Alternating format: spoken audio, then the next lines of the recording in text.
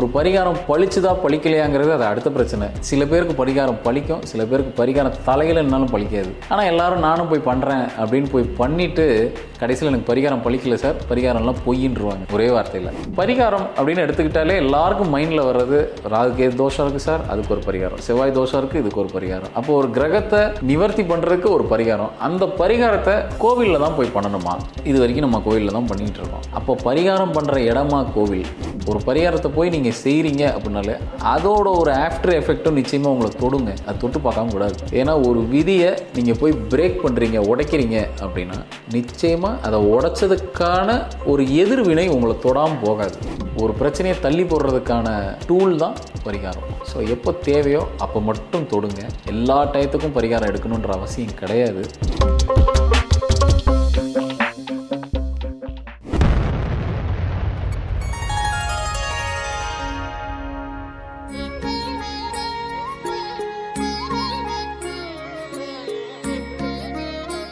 Sri மகாஸ் infinity channel நேயர்கள் அனைவருக்கும் வணக்கம். நான் உங்கள் ஆஸ்ட்ராலஜர், ஃபார்மர் நியூமராலஜிஸ்ட் டாக்டர் மகாஸ் ராஜா. மீண்டும் உங்கள் எல்லாரையும் சந்திக்கிறதுல மிக்க மகிழ்ச்சி. இந்த ஜோதிடம் சம்மந்தப்பட்ட விஷயங்களில் நிறைய பேருக்கு நிறைய சந்தேகங்கள் இருக்குது. என்கிட்ட அடிக்கடி எல்லோரும் கேட்க வர்றது என்னென்னா, அந்த பரிகாரத்தை பற்றி கேட்க வருவாங்க.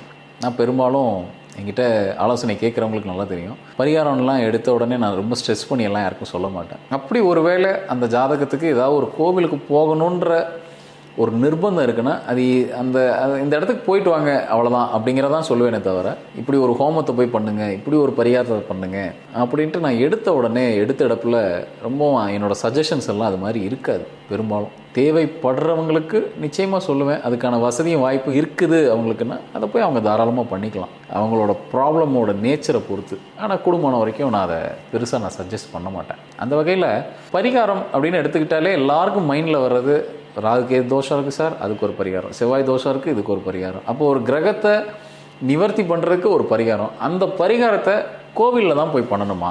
இது வரைக்கும் நம்ம கோவிலில் தான் பண்ணிகிட்டு இருக்கோம். அப்போ பரிகாரம் பண்ணுற இடமா கோவில்? அப்போ நம்ம போய் பிரார்த்தனை பண்ணுறது எங்கே போய் பண்ணுறது? அதுக்கும் கோவில் தான் சொல்கிறோம். இதில் ஒரு கான்ட்ரவர்சி இருக்குது. இல்லை எல்லாராலையும் போய் கோவிலில் மட்டும் போய் பரிகாரம் பண்ணிட முடியுமா? இல்லை நான் வேறு ஏதாவது ஒரு இடத்துல இருந்து ஒரு பொதுவான இடத்துல இருந்து பண்ணலாமா? இல்லை வீட்டுக்குள்ளேயே எளிமையாக நான் பரிகாரம் பண்ணிக்கலாமா? ஒரு விஷயம், அந்த பரிகாரன்ற வார்த்தை சொல்லும் போதே நம்ம ஒன்று புரிஞ்சுக்கணும். அது ஒரு ஜுரத்துக்கு மருந்து எடுக்கிற மாதிரி. நம்ம உடம்பு கொஞ்சம் சரியில்லை அப்படின்னா, உடல்நிலை சரியில்லைன்னா நம்ம என்ன செய்வோம்? அந்த ஒரு குயிக் ரியாக்ஷன் இல்லை குயிக்காக ரிலீஃப் ஆகிறதுக்காக ஒரு மருந்து எடுத்துக்கிறோம். மருந்தோ மாத்திரையோ ஒரு டாக்டரோட அட்வைஸோடு நம்ம எடுத்துக்கிறோம். அது என்ன செய்யும் அப்படின்னா, நம்மளை உடனே நம்மளோட ஃபீவரோ இல்லை ஜுரத்தையெல்லாம் போக்கிட்டு நல்ல புஷ்டியாக நம்ம உடம்பை செய்கிற வேலை கிடையாது அந்த மருந்தோடது. அந்த நேரத்தை கடக்கிறதுக்கான நமக்கு ஒரு விஷயந்தான் அந்த மருந்துங்கிறது. ஒரு ஊசி நம்ம எடுத்துக்கிறதோ, இன்ஜெக்ஷன் எடுத்துக்கிறதோ, ஒரு மருந்து மாத்திரை எடுத்துக்கிறதோ, அந்த உடம்பு டெம்பரேச்சர் அதிகமாக இருக்குன்றப்போ அந்த விஷயத்தை கடக்கிறதுக்கான நமக்கு ஒரு ஊன்றுகோல் கூட சொல்லலாம். அந்த வேலையை தான் அந்த மருந்து மாத்திரை செய்ய போகுது. அதே தான் பரிகாரமும். பரிகாரம் பண்ணிக்கிட்டே ஒருத்தர் வாழ்க்கையை ஓட்டிக்கிட்டே இருக்க முடியாது. பரிகாரம் பண்ணுறதுக்கும் ஒரு விதி வேணும். அந்த பரிகாரம் தற்காலிகம். இதை முதல்ல எல்லோரும் மைண்டில் ஃபிக்ஸ் பண்ணிக்கணும். ஒரு பரிகாரம் பழிச்சுதா பழிக்கலையாங்கிறது அது அடுத்த பிரச்சனை. சில பேருக்கு பரிகாரம் பழிக்கும், சில பேருக்கு பரிகாரம் தலையிலன்னாலும் பழிக்காது. ஆனால் எல்லோரும் நானும் போய் பண்ணுறேன் அப்படின்னு போய் பண்ணிவிட்டு கடைசியில் எனக்கு பரிகாரம் பழிக்கல சார், பரிகாரம்லாம் பொய்யின்றுவாங்க ஒரே வார்த்தையில். அப்போ யார் போய் பரிகாரம் செய்யலாம்? இது ரொம்ப ரொம்ப முக்கியம். அப்படி பரிகாரம் மட்டுமே எல்லாத்துக்கும் தீர்வாகிடுமா? இல்லை எல்லா பிரச்சனைக்கும் பரிகாரம்னு ஒரு தீர்வு இருக்குன்னா நிச்சயமாக கிடையாது. சில பிரச்சனையை நீங்கள் தீர்க்கவே முடியாது, அதை வாழ்ந்து தான் கழிச்சாகணும். இதை நம்ம மனசு ஏற்றுக்கலைனாலும் இதுதான் உண்மை. சில பிரச்சனையை நம்மளால் தீர்க்கவே முடியாது. அப்போ எல்லாமே இப்படி தான் இருக்க போகுதுன்னா எதுக்கு சார் ஜோதிடம் பார்க்கணும் அப்படின்னா, நீங்கள் தெரிஞ்சுக்கிறதுக்கு தான் ஜோதிடமே தவிர, என்ன நடக்குது, என்ன நடந்துக்கிட்டு இருக்குது, என்ன நடக்க போகுது, இவ்வளோதான். இதுதான் ஜோதிடமே தவிர, திடம்ங்கிறது எதுக்கு? அடுத்த கட்டத்துக்கு மூவ் பண்ணுறதுக்கு தான். உங்களுக்கு ஒரு ஐடியா வரணும், இப்படி தான் இருக்க போகுது அப்படிங்கிற ஒரு ரோட் மேப்பு தான் உங்களோட ஹாரோஸ்கோப் ஜாதகமும். அப்போ என்ன செய்யலாம் அப்படின்னா, பரிகாரத்தை மட்டுமே நம்பிட்டு முதல்ல இருக்காதீங்க. வந்த உடனே அவங்க கேட்குற இந்த பிரச்சனையா, அப்போ பரிகாரம் நீங்களே சொல்லிவிடுங்க சார் அப்படின்வாங்க. நான் இருந்தால் தானே சொல்கிறதுக்கு. அப்படி ஒரு விஷயம் நிஜமாலே இருக்குது அப்படின்னா நான் சொல்ல போகிறேன். இல்லாத ஒரு விஷயத்தை போய் நான் எதுக்கு சொல்லுவானே?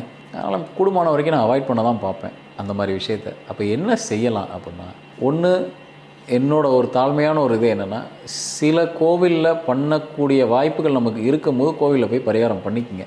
அது நீங்கள் உங்களோட எக்ஸ்பர்ட்ஸ் நிறைய பேர் இருப்பாங்க, ஜோதிடர்கள். அவங்க வழிகாட்டுற முறையில் உங்களுக்கு நம்பிக்கை இருக்கும் பட்சத்தில் போய் செஞ்சுக்குங்க. அந்த நம்பிக்கைக்கு பாத்திரமாக போய் செஞ்சுக்குங்க. அந்த இறைவன் அதுக்கான வழியை உங்களுக்கு நடத்தி கொடுக்கணும். இதுதான் உண்மை. அதை தாண்டி ஒரு பரிகாரம் போய் நீங்கள் தொடரும்போதே ஒரு விஷயத்தை நம்ம தெரிஞ்சுக்கணும். ஒரு பரிகாரத்தை போய் நீங்கள் செய்கிறீங்க அப்படின்னாலே அதோட ஒரு ஆஃப்டர் எஃபெக்டும் நிச்சயமாக உங்களை தொடுங்க. அது தொட்டு பார்க்காம கூடாது. ஏன்னா ஒரு விதியை நீங்கள் போய் பிரேக் பண்ணுறீங்க, உடைக்கிறீங்க அப்படின்னா நிச்சயமாக அதை உடைச்சதுக்கான ஒரு எதிர்வினை உங்களை தொடாமல் போகாது. அந்த எஃபெக்ட் உங்கள்கிட்ட கண்டிப்பாக இருக்கும். அதை அன்னைக்கு காட்டும், இல்லை இன்னொரு கொஞ்சம் நாள் கழித்து காட்டும், இல்லை சில வருடங்கள் கழித்து நிச்சயமாக அதோட தாக்கத்தை உங்கள் பக்கம் திருப்பாமல் அது போகவே போகாது. ஆனால் அதை பற்றி நம்ம பேசுகிறதும் கிடையாது, அதை பற்றி நம்ம கவலைப்படுறதும் கிடையாது, இல்லை யாரை அதுக்காக அதை அலர்ட் பண்ணுறதும் கிடையாது. ஆனால் அப்படி ஒரு எஃபெக்ட் நிச்சயமாக உண்டு. நீங்கள் செய்கிற அந்த வினைக்கு ஒரு எதிர்வினை கண்டிப்பாக உண்டு. அப்போ இன்றைக்கி ஒரு பிரச்சனையை தீக்கிறேன்னு இன்னொரு பிரச்சனையை கிரியேட் பண்ணி விட்டு வரீங்க. இதுதான் உண்மை. அப்போ இருக்கிற பிரச்சனையை தீக்கணுமா இல்லை இன்னொரு பிரச்சனையை கிரியேட் பண்ணணுமாங்கிறத பார்த்துக்குங்க. குறிப்பாக இந்த செவ்வாய்ங்கிற கிரகம் சில பேருக்கு லக்னத்தில் போய் உட்காந்துருக்கும். ஏன்னா காலபுருஷ தத்துவ அடிப்படையில் செவ்வாய்ங்கிறது அவரே முதல் ராசியாகவும் வருவார், 8ஆம் ராசியாகவும் வருவார். அவர் எந்த இடத்துல போய் நெருக்கமாக போய் உட்காந்துருக்காரோ, குறிப்பாக லக்னத்திலே ரொம்ப நெருக்கமாக உட்காந்துட்டாருன்னா உங்களுக்கும் பரிகாரத்துக்கும் சம்மந்தமே கிடையாதுங்க. நீங்கள் பரிகாரத்துக்கு போய் நிற்கிறது அது வேஸ்ட். அது எந்த வகையிலையும் கேட்கவே கேட்காது. ஆனால் உங்களுக்கு பரிகாரம் பலிக்காதே தவிர நீங்கள் கோயிலுக்கு போயிட்டு வர புண்ணியங்கள் எல்லாமே உங்கள் டெபாசிட்டில் போய் உட்காந்துரும். அது உங்கள் பேங்க்கில் போட்டு வைக்கிற பணம் மாதிரி அது அப்படியே புண்ணியங்களாக கன்வெர்ட் ஆகிட்டே வரும். சில பேர் போயிட்டு வந்துட்டு எனக்கு ஒன்றும் நடக்கலை சார், கம்முன்னு இருக்குது அப்படின்னா அது என்ன செய்ய போகுது அப்படின்னா அது அப்படியே புண்ணியமாக கன்வெர்ட் ஆகி உங்களோட புண்ணியம் அப்படிங்கிற அந்த அக்கௌண்ட்டில் போய் உட்காந்துரும். அது இன்றைக்கி பயன்படாது, பிற்காலத்தில் நிச்சயமாக அது பயன்படும். ஒன்று உங்களுக்கு பயன்படும், இல்லைன்னா உங்கள் குழந்தைங்களுக்கு பயன்படும். அப்போ இதை எப்படி தான் நம்ம கண்கொண்டு பார்க்குறது அப்படின்னா, ஒரு பரிகாரத்தை விட சிறந்தது ஒரு எளிமையாக இருக்கக்கூடிய பிரார்த்தனை, இல்லை அந்த பரிகாரமே வீட்டில் செஞ்சுக்கிற மாதிரி பாருங்கள். நீங்கள் யாரோ ஒரு எக்ஸ்பர்ட்டிட்ட கேட்கும் போதே வீட்டிலேருந்து நான் என்ன செய்யலாம், நான் நிற்கிற இடத்துலேருந்து நான் என்ன செய்யலாம். இப்போ என்னோடய அனுபவம் என்ன இதில் அப்படின்னா, எல்லாருமே நம்ம பார்க்குற இன்றைக்கி இருக்கிற விசாலமான உலகத்தில் நம்ம பார்க்குற அனைவருக்குமே எல்லாருமே இப்போது லண்டனில் ஒருத்தர் இருக்காங்க, யூஎஸில் ஒருத்தர் இருக்காங்க, கனடாவில் இவங்களுக்கெல்லாம் நீங்கள் போய் இந்த கோயிலுக்கு போயிட்டு வாங்கன்னு நான் சொன்னால் அது எப்படி ப்ராக்டிக்கலாக சாத்தியமாகும்? இல்லை இதுக்குன்னு அவங்கள பிறப்பிட்டு இங்கே வர வச்சோம் அப்படின்னா நிச்சயமாக அதுக்கான வாய்ப்புகள் வரும்போது அவங்க வரதான் போகிறாங்க. ஆனால் அவங்களுக்கும் சொல்யூஷன்ஸ் கொடுத்து தான் ஆகணும். நம்ம அவங்களுக்கும் ப்ராப்ளம்ஸ் இருக்கும், அவங்களுக்கும் சொல்யூஷன்ஸ் கொடுத்து தான் ஆகணும். அப்போ வெறும் கோவில் மட்டுமே இதுக்கு எப்படி தீர்வாகும்?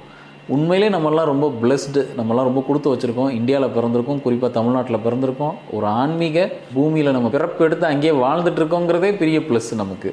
இது இல்லை அவங்கக்கிட்ட அப்படின்றப்போ அவங்களுக்கும் ஒரு தீர்வு கொடுத்து தானே ஆகணும். அப்போ ரொம்ப ரொம்ப ரொம்ப எளிமையாக இருக்கக்கூடிய பரிகாரங்களை தான் நம்ம செய்யணும். அதைத்தான் நம்ம கேட்டு வாங்கிக்கணும். அந்த பரிகாரம் தேவையான்னு முதல்ல பார்க்கணும். தேவைங்கிற பட்சத்தில் அந்த மாதிரி நிற்கிற இடத்துல நீங்கள் இருக்கிற இடத்துல என்ன செய்யலாம் அதை பாருங்கள். இல்லை உங்களை சுற்றி சில விஷயங்கள், சில குறியீடுகள் இருந்துக்கிட்டே இருக்கும், அதை இயக்கி என்ன பண்ணலாம் அதை பாருங்கள். அதை கேட்டு வாங்கி பழகிக்குங்க. உங்கள் பிரச்சனைக்கு தீர்வு ஒன்று உங்ககிட்ட இருக்கும், இல்லை உங்களை சுற்றி இருக்கிற ஏதோ ஒரு விஷயத்துக்குள்ளே தான் ஒளிஞ்சிக்கிட்டு இருக்கே தவிர நிச்சயமாக ஒரு 1500 கிலோமீட்டருக்கு அந்த பக்கம் இருக்கிறதுக்கு வாய்ப்பே இல்லை. சரி சார், அப்போ இந்த காசியெல்லாம் ஒரு பரிகார ஸ்தலம் தானே, இங்கே போயிட்டு வந்தால் தானே நம்மளுக்கு முக்திங்கிற அடுத்த கட்டத்துக்கெலாம் போகும் அப்படிலாம் சொல்கிறாங்களே, அதெல்லாம் உண்மை தானே? 100க்கு 100 உண்மை, யார் இல்லைன்னா. ஆனால் எல்லா தப்பும் இங்கே செஞ்சுட்டு நம்ம போய் காசிக்கு போயிட்டு வந்துட்டால் மட்டும் பத்தாது தானே? அப்படி இருந்தால் எல்லாருமே தவறு செய்கிறவங்க அவ்வளோ பேரும் அடிக்கடி காசி போயிட்டு வந்துட்டால் போதும் இல்லையா? இது எதுக்கு நான் இவ்வளோ தூரம் சொல்ல வரேன் அப்படின்னா, முதல்ல இந்த பரிகாரன்ற அந்த கான்செப்டை புரிஞ்சுக்கிட்டு தேவையா தேவையில்லையா, எதுக்கு தொடணும் எதுக்கு தொடக்கூடாதுங்கிறத புரிஞ்சுக்குங்க. ஒரு பிரச்சனையை தள்ளி போடுறதுக்கான டூல் தான் பரிகாரம். ஸோ எப்போ தேவையோ அப்போ மட்டும் தொடுங்க. எல்லா டயத்துக்கும் பரிகாரம் எடுக்கணுன்ற அவசியம் கிடையாது. அதை பிரார்த்தனையாக கன்வெர்ட் பண்ணி வீட்டிலேருந்து எளிமையாக பண்ணுறதுக்கு உண்டான சூழ்நிலையை ஏற்படுத்திக்கங்க. உங்கள் வாழ்வியலோடு அந்த பிரார்த்தனை கலந்துருச்சு அப்படின்னா பரிகாரத்துக்கு போக வேண்டிய கட்டாயமோ அவசியமோ நிச்சயமாக ஏற்படவே ஏற்படாது. நீங்கள் பாட்டு உங்கள் வேலையை பார்த்துட்டு போயிட்டே இருக்கலாம். இன்னும் சொல்லப்போனால் இந்த ஆராய்ச்சியை தான் நான் பண்ணிக்கிட்டு இருக்கேன். இதைத்தான் நான் என்னை தேடி வரவங்களுக்கு நான் இதை தான் கொடுத்துட்ருக்கேன். நமக்காக இந்த பிரபஞ்சம் செயல்படணும், நமக்காக இல்லை நம்மை நோக்கி பணம் வரணும். நம்ம பணத்தை நோக்கி ஓடவே கூடாது. வேலை நம்மளை நோக்கி வரணும், வேலையை தேடி நம்ம போகக்கூடாது. அதுக்கு என்ன செய்யலாம் அப்படிங்கிறதான் என்னோடய ஆராய்ச்சி. அதைத்தான் நான் கொடுத்துக்கிட்டு இருக்கேன். அதோட சக்ஸஸ் ரேட்டு தான் இன்றைக்கி அடுத்தடுத்த கட்டத்துக்கு ஏகப்பட்ட நாடுகளுக்கு விஸ்தரித்து அது பாட்டு போய்கிட்டே இருக்குது. இது ஒரு ஆலமரமாக அது பாட்டு விஸ்தரித்து போயிட்டே இருக்குது. ஏன்னா கோவிலில் மட்டும் போய் நம்ம சொல்யூஷன்ஸ் எடுக்கணும் அப்படின்னா கோவில் தாங்காது. ஒரு குறிப்பிட்ட ராசி கட்டம் இருக்குது, எல்லாரும் ஒரு குறிப்பிட்ட கோவிலை மார்க் பண்ணி போக ஆரம்பித்தோன்னா அந்த கோவிலோட நிலைமை என்ன ஆகும்? இன்றைக்கோ ஒரு நாள் நம்ம போயிட்டு வரது சரி, எல்லோரும் சேர்ந்து படையெடுக்க ஆரம்பித்தோம்னா அது எப்படி சரியாக இருக்கும்? இது ஒரு மிகப்பெரிய கான்செப்ட். இதில் இறைவனோட கருணையினால், அவர் கொடுக்குற அந்த ஆசீர்வாதத்தால், அந்த நான் சொன்ன எப்படி வீட்டில் இருந்துக்கிட்டே செய்கிறது, நமக்காக பிரபஞ்சத்தை எப்படி செயல்பட வைக்கிறதுங்கிற முறைகளை தான் நான் கொடுத்துட்டு வரேன். நமக்கு என்ன வேணுமோ அதை நடத்தி கொடுக்கும். இன்னும் சொல்லப்போனால் ஒரு கட்டத்துக்கு மேலே நம்ம ஜாதகம் பார்க்க வேண்டிய கட்டாயம் கூட வராமல் போகலாம். அந்த நிலையை நோக்கி தான் இந்த விஷயத்தை நான் நகர்த்தி கொண்டு போய்கிட்டு இருக்கேன். இன்றைக்கி நான் கொடுத்துருக்க இந்த சூட்சமமான தகவல் உண்மையிலே உங்கள் எல்லாருக்கும் ரொம்ப பயனுள்ளதாக இருக்கும்னு நினைக்கிறேன். மீண்டும் இந்த சம்மந்தமாக நம்ம வர இருக்கிற எபிசோட்ஸில் இது சம்மந்தமாக நிறைய பேசலாம். மீண்டும் ஒரு நல்ல சந்தர்ப்பத்தில் உங்கள் எல்லாரையும் வந்து சந்திக்கிறேன். நன்றி, வணக்கம்.